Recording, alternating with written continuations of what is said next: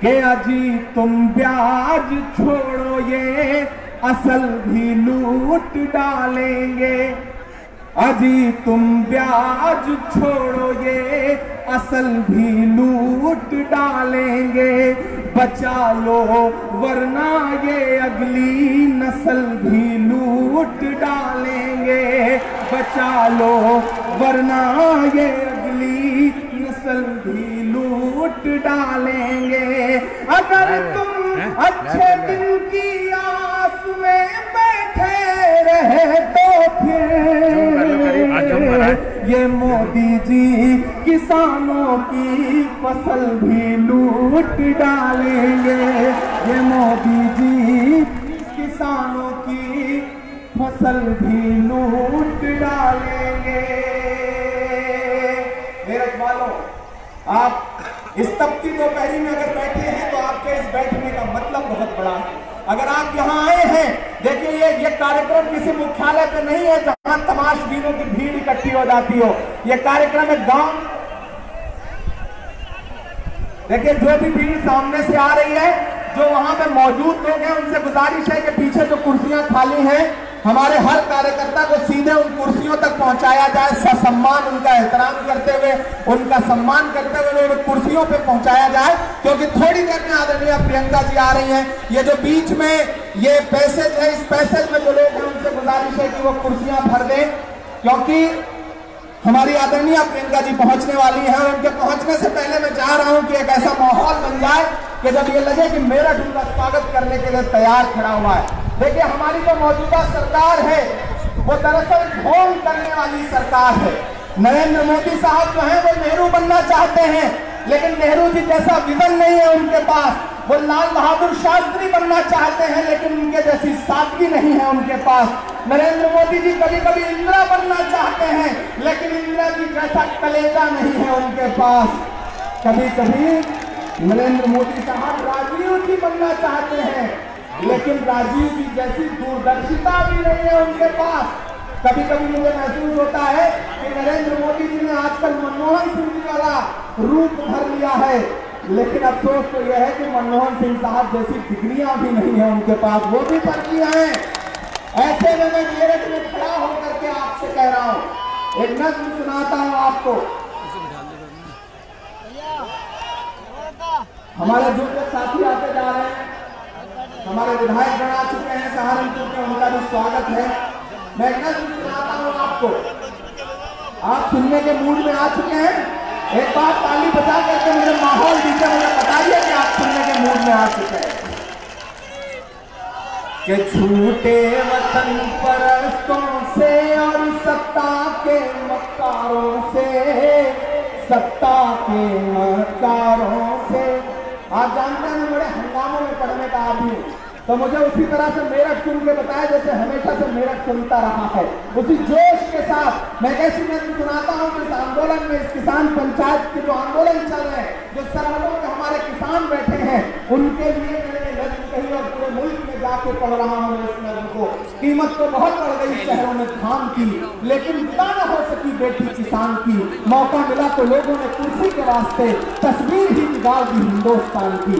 मैं ऐसी सरजमीन में खड़ा होकर के इसे नज़्म पढ़ रहा हूँ कि छूटे वतन परस्तों से और सत्ता के मक्कारों से, सत्ता के मक्कारों से, पूंजीपतियों के दलाल, चोरों के रिश्तेदारों से, चोरों के रिश्तेदारों से, संसद के गूंगे खंभों से और पहली दीवारों से।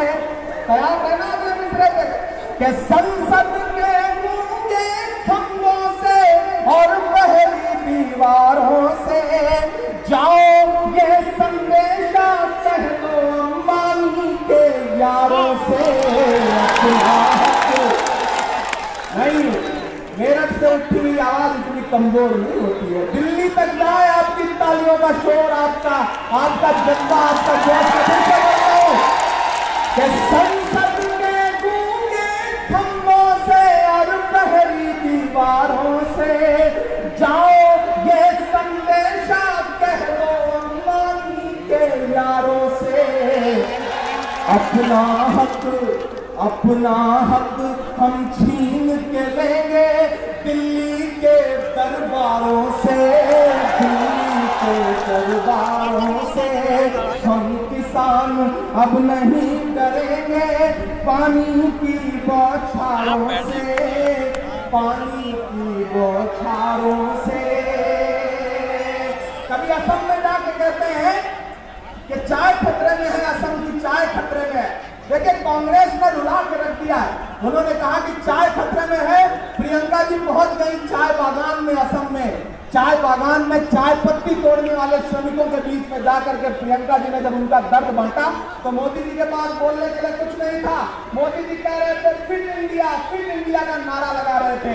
हमारा राहुल गांधी उठा और उसने 9 मिनट में 16 पुशअप करके 9 सेकंड में 16 पुशअप करके नरेंद्र मोदी जी से कहा कि हिम्मत है तो पुशअप करके दिखाइए, तब मानो कि फिट इंडिया का सकता है। कांग्रेस ने बुला के रख दिया, कुछ सूझ नहीं रहा है। तब मैं यहाँ खड़ा होकर के नज्म पढ़ता हूँ कि अपना हक हम छीन के लेंगे दिल्ली के दरबारों से, दिल्ली के दरबारों से।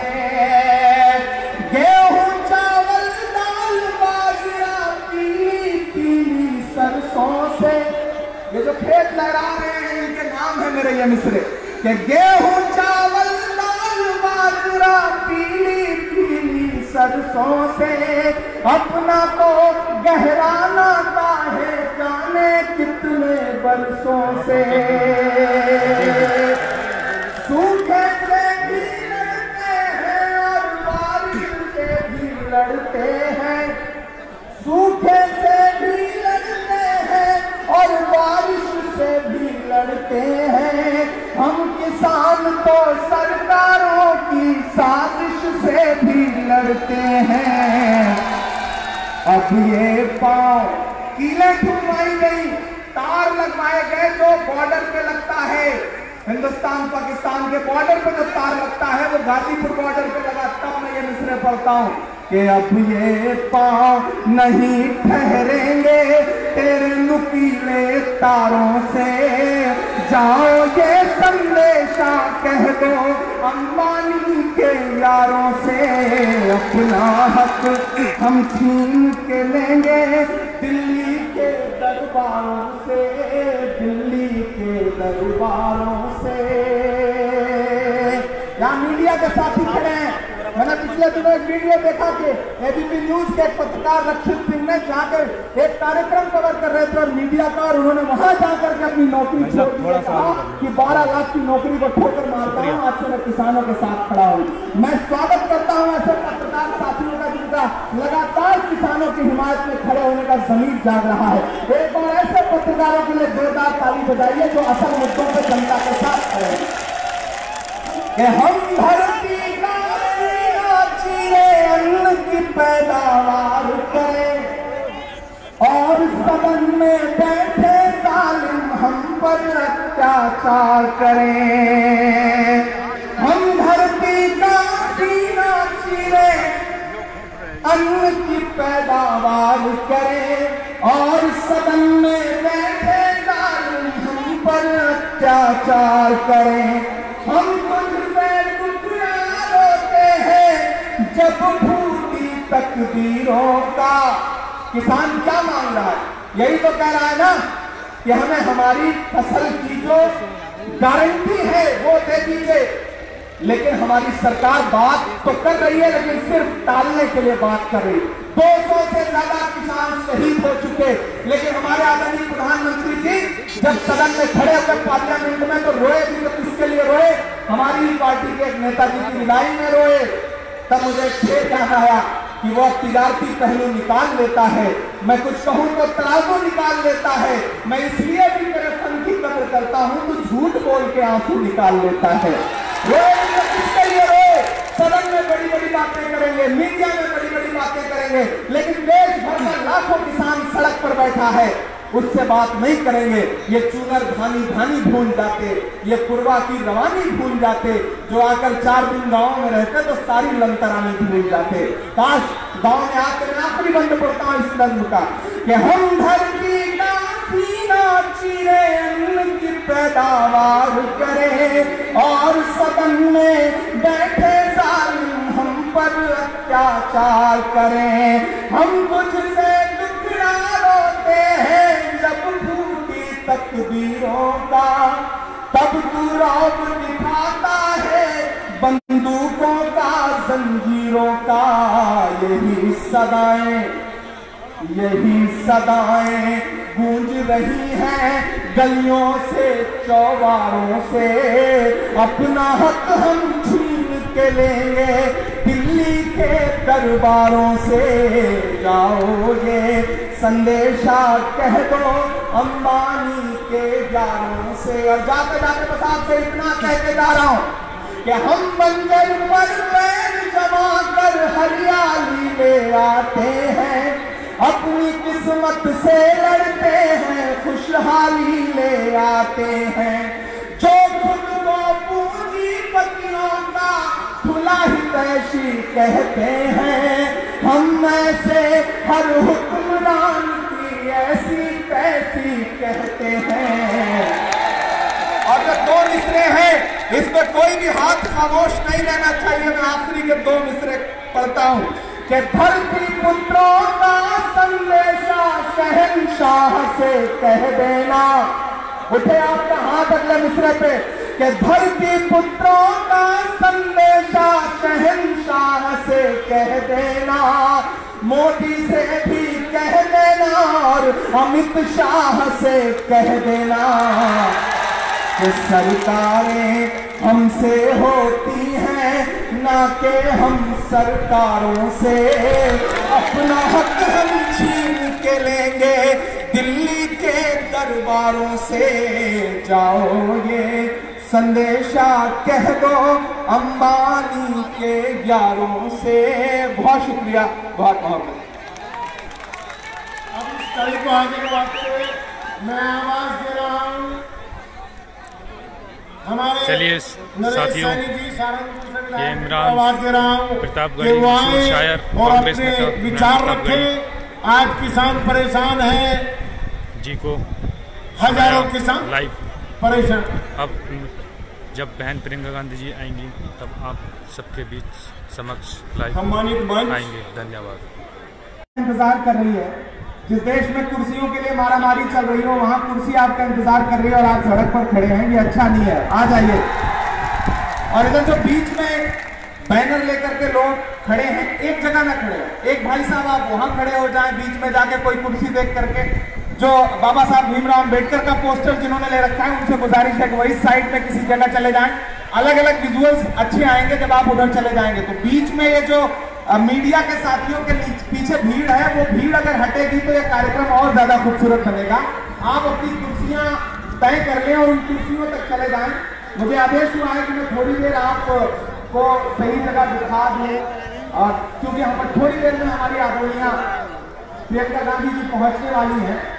वो उनको दिल्ली से निकले काफी वक्त हो चुका है, क्योंकि रास्ते में कई जगह स्वागत हो रहा है, इस वजह से देर हो रही है। मुझे आदेशित किया गया है कुछ सुनाने के लिए, आपसे गुफ्तगू करने के लिए। मैं आपको भाषण नहीं सुनाऊंगा क्योंकि भाषण तो आप बहुत सुन रहे हैं। मैं कोशिश करूंगा कि मैं एक आध नज्म आपको सुना दूं, कुछ शायरी आपको सुना दूं, ताकि आपकी वो दोपहर जो तपती दोपहर है उसमें थोड़ा आपका मन जो है वो हल्का हो सके। साथियों से गुजारिश है कि आप बैठ जाएं। हाँ, ये तो सामने ये किसानों वाली टोपी लगा करके बैठे हुए सब जिंदा दिल साथी हैं, बड़े जोशीले हैं। मैं इनके जोश को सलाम करता हूँ। मेरठ की सरजमीन बड़ी ऐतिहासिक सरजमीन है, बड़ी क्रांतिकारी सरजमीन है। चाहे वो अंग्रेजों के खिलाफ, तिरंगियों के खिलाफ जंग आजादी की शुरुआत करनी हो या इन वाले अंग्रेजों के खिलाफ क्रांति की शुरुआत करनी हो, मेरठ कभी पीछे नहीं रहा है। मैं इसलिए मेरठ की सरजमीन पर खड़ा होकर के इस मिट्टी को सलाम करता हूँ। आपने आज जो उत्साह, जो जोश दिखाया है, वो जोश बता रहा है कि यहाँ से उठा हुआ ये जो शोला है वो उत्तर प्रदेश में नफरत वाली ताकतों को जला करके राख करने का काम करेगा इंशाअल्लाह। मैं 4 किस्में पढ़ता हूँ। पेट्रोल जो है वो सेंचुरी मार रहा है, डीजल इसके पीछे पीछे बिल्कुल पहुंच चुका है सेंचुरी के करीब। गैस सिलेंडर 800 के आसपास, 800 का आंकड़ा पार कर चुका है। और मोदी जी इस समय 3, 4, 5 राज्यों में प्रचार की तैयारियां कर रहे हैं। मैं 4 मिसरे पढ़ता हूं। एक नारा आपने बड़ा सुना था, अच्छे दिन आएंगे, अच्छे दिन आएंगे, अच्छे दिन आएंगे। मैं तो आज नरेंद्र मोदी जी से यहाँ इस किसान पंचायत में खड़ा होकर बस इतना कह रहा हूँ कि मोहब्बत भाईचारे के दीवाने दिल ही लौटा दो। ये जो धूप में भले ही आपके ऊपर एक साया है, लेकिन मैं जानता हूं कि आप वहां बैठे हैं तो आपको बेहद गर्मी का एहसास भी हो रहा है। लेकिन ये मेरठ है, ये गर्मी और सर्दी से डरने वाला शहर नहीं है। मैं जानता हूं आप क्रांतिकारी लोग हैं, आपकी मोहब्बत को सलाम की इस तपती दोपहरी में आप बैठे हैं और प्रियंका जी का इंतजार कर रहे हैं, हमारी नेता का इंतजार कर रहे हैं। नया पाने की चाहत में पुराना छूट जाता है, तुझे अपनाऊं तो मुझसे जमाना रूठ जाता है। मोहब्बत पढ़ने लिखने में बहुत आसान है, लेकिन मोहब्बत को निभाने में पसीना छूट जाता है। मैं जानता हूं कि आप पसीना भी बहा रहे हैं और कांग्रेस की नींव को अपने पसीने से सींच रहे हैं। ऐसे कार्यकर्ताओं को मैं सलाम करता हूं। आप स्टेज पर बैठे हुए नेताओं से ज्यादा महत्वपूर्ण है, क्योंकि आप कांग्रेस की नींव हैं, वो नींव है जिसमें आपने अपना पसीना डाला है। ये कार्यकर्ता बहुत महत्वपूर्ण है। मैं इस कार्यकर्ता के जज्बे को सलाम करता हूं। ये हफीज मेरठी का शहर है, ये बड़े बड़े क्रांतिकारी लोगों का शहर है। ये वही सरजमीन है जहां से मंगल पांडे ने शुरुआत करी थी क्रांति की। मैं उस सरजमीन पे खड़ा होकर के मौजूदा हुकूमत से कहता हूं कि मोहब्बत भाईचारे के दीवाने दिन ही लौटा दो, वो सस्ती दाल सब्जी के सुहाने दिन ही लौटा दो, वो सस्ती दाल सब्जी के सुहाने दिन ही लौटा दो। ये अच्छे दिन तो अंबानी अडानी को मुबारक हो, हमें ऐसा करो साहिब पुराने दिन ही लौटा दो, ऐसा करो साहिब पुराने दिन ही लौटा दो।